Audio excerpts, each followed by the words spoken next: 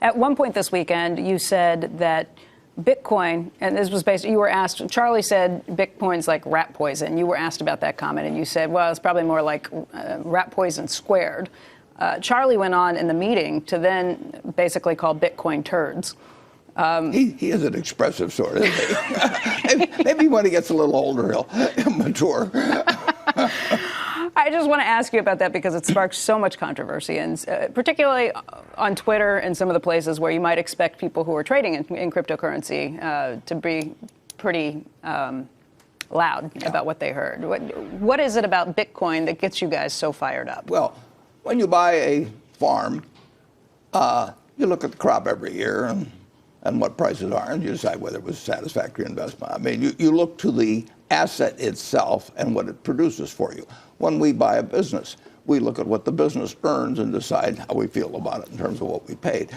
But we are buying something that at the end of the period, we not only have what we bought in the first place, but we have something that the asset produced. And when you buy non-productive assets, all you're counting on is whether the next person is going to pay you more because they're even more excited about another next person coming along. But the asset itself is creating nothing. One of the interesting things, for example, is gold. If you go back to the time of Christ and you look at how many hours of labor you had to give up in order to buy an ounce of gold, and you take it forward to now, you'll find the compound rate maybe 1/10 or 2/10 of 1%. And then you have to insure it during that time and make sure somebody doesn't steal it from you and everything. But it doesn't produce anything. And productive assets.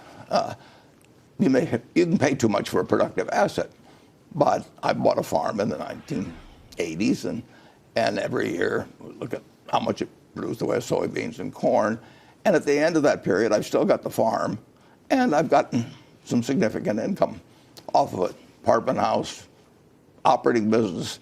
But if you and I buy various cryptocurrencies, they're not going to multiply. They're not going to be a bunch of rabbits sitting there in front of us. They're just going to sit there. And I got to hope next time you get more excited after I bought it from you, and then maybe I'll get more excited and buy it from you. And actually, we could sit in the house by ourselves, and we could keep running up the price between the two of us. But at the end of the time, there's one Bitcoin sitting there, and now we got to find somebody else. And they come to an end. I mean, those. That's a greater fool theory. That's what you're saying. Well, yeah, it's buying something because you expect the pool of people who want to buy it because they want to sell it to somebody else will grow, and it's wonderful because it does create a rising price. Does create more buyers, and people think I've got to get in on this, and it's better if they don't understand it. That's the other thing about non-productive. If you don't understand it, you get much more excited than if you understand it. I mean, if you buy a bond that says it's going to pay you 4% a year, you're not going to get any pleasant surprises. She's going to pay you 4% a year.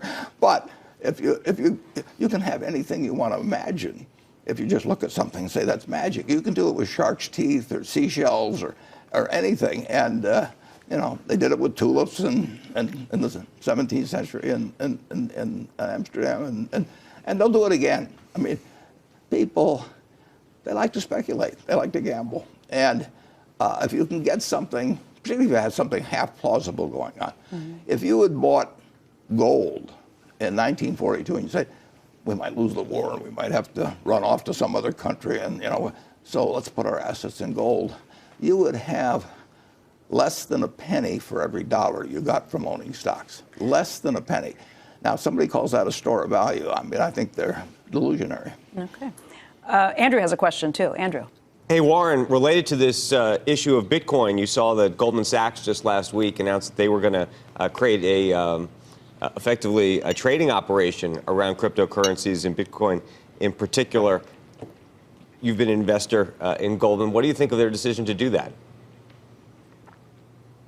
Well, they probably think that lots of people are going to get very excited about it. Well, and maybe already are, but they think there's money to be made trading them. I don't think they're expressing an opinion on the ultimate value. I would be very surprised if the top partners of Goldman are selling their Goldman stock and putting it into Bitcoin. But I want to cover this subject now because my friend Charlie will come on at 8 o'clock and he'll tell you what he will say. Well, that's my whole entire point. I do want to ask Charlie about it because I think when he talked about the turds, He was referring to this. He said if you're trading this, it's like watching other people trading turds and deciding you want to get a piece of that.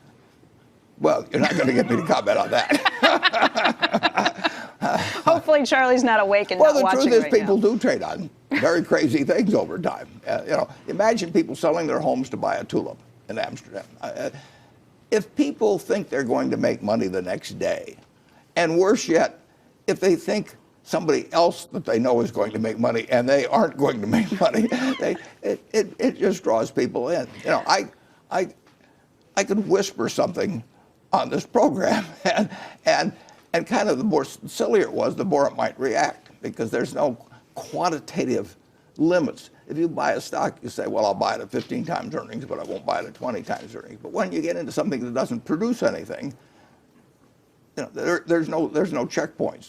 There's nothing to reference it to. It's gone up, so it'll keep going. Now, I up. will say.